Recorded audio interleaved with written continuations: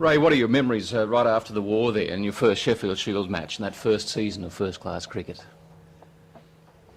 Well, it's a long time ago. First of all, the first match was in Queensland, and we were defeated, I think. I'm not sure. Anyhow, I remember that it was wonderful to get back into the Australian country again after being away, and it was certainly wonderful to get back into cricket. When you're away for that long, you don't think you'll ever see another cricket match, a proper cricket match played, but everything was starting to open up before us, and we had our future in front of us. So everybody felt elated because the war was over, and was cricket played as seriously then as it is today? Oh yes, certainly. Everyone who played cricket those days was always trying to get into stateside and then to the Australian side. And I think, as far as I can remember back to a little boy, everyone was keen to play for Australia, and also they all trained and did their best to do the job. And how was practice organised in those days? I mean, people still had to have a job, and did you have a job immediately after the war?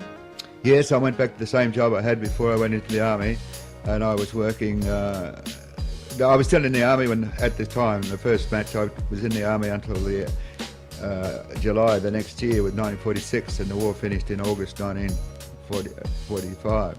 So I was still in the army, and when I went to New Zealand, I was still in the army, and that meant I didn't have to have that many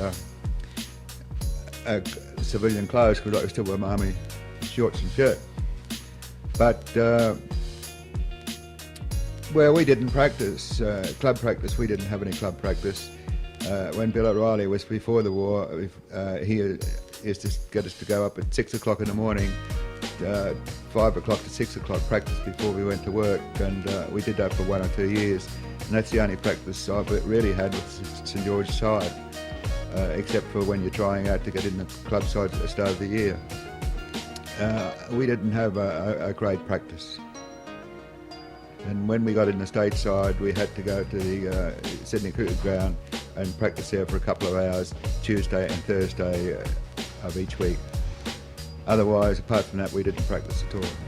Was it difficult to get time off work in those days? Well, it was very difficult to get time off, and every match I played was leave without pay, and I gave in about 3 or 4 jobs through not being able to get leave to play in the big matches. Once I started to play in the big matches and go away for a week or two, the working positions were always more important than the cricket, and I was told if I wanted to play cricket, I had to leave their employment. So you had to make a choice, a deliberate choice, to forget about career and earning a living for yourself, and to follow your star, follow your luck, if you like, to make it as not a professional cricketer, but as a member of a first-class team. That's true, and it was big decisions each time to leave my job, because I was promised fairly good jobs in the business I was with, and the first one I left, joined a place after the war. They were going to make me the chief buyer for their factory, which was a big factory, and a very good job, and I had to decide whether to play or not, so I decided after a week or two that I'd give the job up and take my chances with the cricket. And the second one was the same. I was in the employ of Assistant Secretary to Clive Evatt, the Minister for Housing, in Sydney for 2 years, and I had to give that away because the public service wouldn't allow me to play cricket, wouldn't give me leave to play on the tours. I could play midweek in Sydney, but they wouldn't allow me to go interstate. So I had to give that away as well. And when I worked with Stan McCabe, I could get time off for cricket then, but that was about 4 years later. Tell me your first season in that 45, 46 period, your first class season, you did pretty well.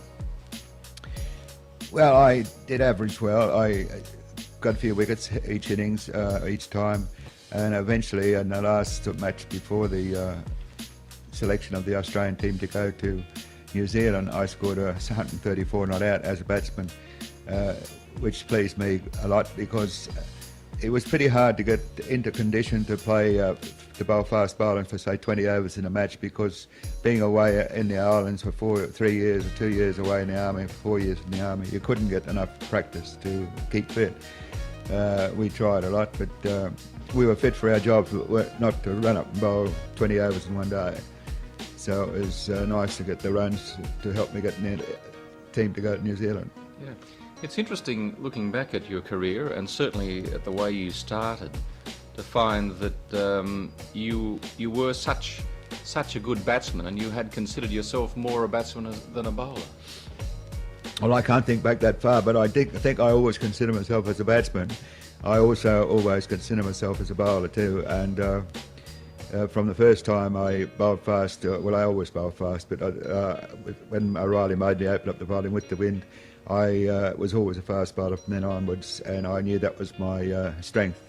But the batting was extra, and I had to treat it that way. Sometimes you were told, go out and have a hit when you go in, because we've got enough runs on the board, we want you to fresh for bowling. Well, that was okay. Sometimes you got some runs and sometimes you didn't. Most of my runs were got when the side was in a tough position. I had to stay there, which sometimes I didn't, sometimes I didn't also. But I liked batting better than bowling, but it had to be that I was a bowler, so I had to like bowling better than batting. Sure. And that year you were selected on your first overseas tour. Yes, to go to New Zealand. That's overseas, yes. We went across New Zealand. We only played one test, which officially wasn't a test. It wasn't really the Australian touring side that went across. It was the Australian Border Control. They call it, that was the ABF. Why do they call it that? Well, it wasn't an official Australian side. It wasn't a test match. It was an official Australian side, but it wasn't the Australian test side. They called it the ABC 11, I think. I forget what it was, the Australian Border Control. And we played that test match, which wasn't classed as a test match. It was Australia versus New Zealand, but it wasn't classed as a test match. And we had never played New Zealand in a test match before. And particularly, I think that they were supposed to be not up to the standard of the test standard. But it was only 1 or 2 years later that they declared that was a test match. My official test was that one, the first test. But up to the first test I played against England in 1946 in Brisbane, I always considered my first test was the test against England. In 46, because, as I said before, the New Zealand test wasn't classed as a test match. And when you returned from New Zealand, you still played first grade football with St George? Well, I didn't play for the season had started by the time I got back, and I didn't play for the first 5 or 6 matches. And then I was talked into playing, or I talked myself into playing. I had the idea I might play for Australia versus England. England touring team was out to play the Australians in the test matches, and I made myself available. But unfortunately for me, the team was getting picked to play the city versus country, and my St George club didn't think I was fit enough to play first grade, so they put me in second grade. I scored a try and kicked a few goals, but that didn't do any good. I didn't get picked to play in the country city match. So I think that spoilt my chances of representing Australia. And also the chap that took my play, or took it, when I say took my place, I was nominated for that if I had been playing. He played well, and unfortunately then I couldn't get back in. Tell me about the highlights of your football career. You did play, I think, in 2 grand finals in first grade. Yes, we played against Canterbury in 1942, I think, or 41, and we were defeated 13-12, 10-9, I think, 10-9. We were defeated just at the last minute. They kicked the goal that hit the post and went over, and I didn't kick the goal that went over. So, and then we played another final in 1946 against Balmain at the sports ground, and it was a windy day, 45-mile-an-hour gale against us both times. Unfortunately, the wind changed each time we went on the field, and we were against it. So we didn't kick any goals, and they scored 3 tries, 2 goals for 13 points, and we scored 4 tries for 12 points. So we got beaten by 1 point a game. It was good football, of course, and I enjoyed playing it. Yeah. And your brother was a star for St George in that time. Yes, well, he played from the age of 16. When he was 16, he played up 1936, I think he started, and he was playing up to 1953, and only for the war years he missed a few seasons. He played 17 seasons straight, I think, counting the war years as seasons which he didn't play, but it would have been 17 years, which is a long time in a footballer's life. That's in first grade. At what point did you decide to give up football? Well, I gave it up when I was 16. I played... That was the first time? Yeah, the first time I gave it up. My father asked me to give it up before the war, and I gave it up in 1939 and 1940, and in 1941 the Japanese came into the war, and I think I played in 1942. And as I didn't think there was any future in cricket or football, so I went back to football as well as playing cricket. And the war was on then, so it didn't make any difference. But I played when I came back 46 season. Only I half played it because I'd started halfway through the season, and I retired about 8 weeks before the finish. I had a sort of a sore leg, and then I played the grand final because the St George team asked me to come back and play, which I think they mightn't have asked after again because I missed 6 goals out of 6. Yeah. So that was the end of your first grade or your football career in Australia. But you were, at that time, or around about then, you got an offer to play professionally in England, I think. In 1946 I got an offer to go to Bradford North in England and play cricket and football. They offered me about £1,000, I think it was. And I considered it for a while, but I didn't like the choice of living in England. At that time I knew nothing about England, of course, and I didn't go. I also got an offer to go to Western Australia to play cricket, but I didn't go there either. That's the only 2 offers I got. But I came to Brisbane without an offer. I married my wife, who's a Brisbane girl, and I was offered a job up here from Cobb & Co, and I took it, and in 1953 I came up into Brisbane. Yeah. Looking back over your career, how do you consider that your career and your life in general has gone? It's been a great life for you, hasn't it? Well, I think I've had a wonderful life, and my wife said I never take her anywhere, but she's had about 10 trips to England and West Indies and America, and I think she's had a wonderful life as well. And I don't think if I had a lot more money I could buy the life I've had, because we've mixed with all the high-class people all over the world, kings and queens and presidents of countries, and went to all the famous places, and if I wasn't a cricketer I couldn't afford to go there. It's a wonderful life. I'd guarantee it. If I was young again, I'd take it up again and try and do what I've done. Is there anything that you would, in hindsight, have done differently? Well, there's a lot of things you think you would have done. It would have bettered your life, yes. But then you don't know if you had done it, whether it would have bettered your life any better. But I was offered positions. I was offered members of parliaments and all that sort of stuff, to be a member of parliament, and several times on any side at all, whether it was Liberal or Labor. And I didn't take them up. Often think, well, I should have taken them up, and if what would have happened afterward, one can never tell. And I've enjoyed the life I've had, and I think I'd continue to play cricket if I was young enough.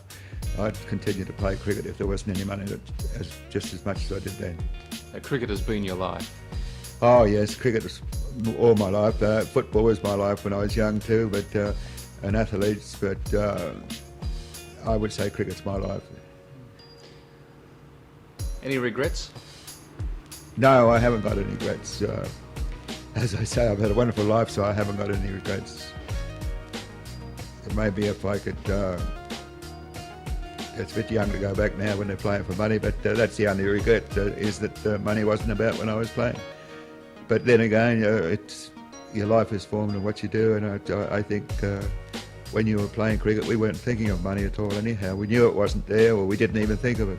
So it didn't make any difference. We just had to keep on trying. Now, you might, with the money on, you mightn't be as good. You might put too much strain on you.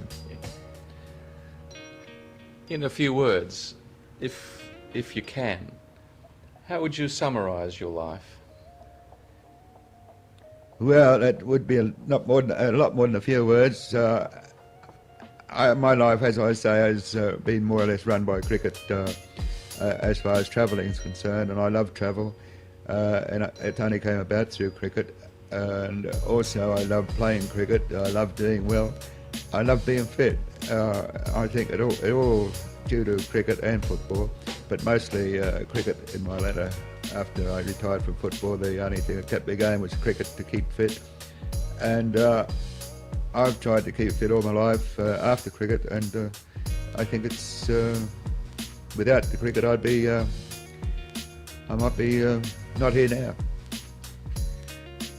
You're commonly regarded as one of the all-time greats. How does that reputation sit with you? Well, a thing you don't realise that I read about being one of the greats and all that, but it doesn't sink into me. As I said once before, I never thought I was a next selection for the next side. I never thought I was in the team. I heard my name came over the radio and I was picked. Then I was very happy. But I never looked ahead to think that I was going to be a member of the next side, and I never was overconfident that I would be. And as it proved, sometimes I was dropped when I thought I shouldn't have been dropped. So it's just one of those things in life. But as for being a great, one of the greats, I don't think it makes any difference to my life. I've been putting up with that since 1948, really, and it's wonderful to put up with it. But it is embarrassing sometimes, because people sometimes watch you. They know when you're younger. They watch you, and if you go out anywhere, they watch you anyway, watch the way you eat, the way you drink, and you have to behave yourself, which is another good thing also. But I don't think I'm one of the greats in any sense. It doesn't make me walk in any better into a room or a function or anything like that. I just walk in normally and never think that I'm one of the greats. Well, I hope I don't. Have you been a shy person? Are you a shy person, basically? Well, I think I'm very shy. Unfortunately, I think that's a handicap for you. I've always been shy, yes, and I think I'm still shy. Unfortunately, a lot of things I don't do because I'm too shy to put myself forward sometimes. And I talk to myself after I go away from the function or something, and I say I should have done this and I should have done that. But it's no good. No use walking away after the function. You should do it when you're there. But then again, if you do it when you're there, I don't know whether it's any good for you either. So I'm undecided, but I think I'm very shy. Ray, it's been a pleasure to talk to you. Thank you very much. Thanks very much, Tom. Wonderful to have you here.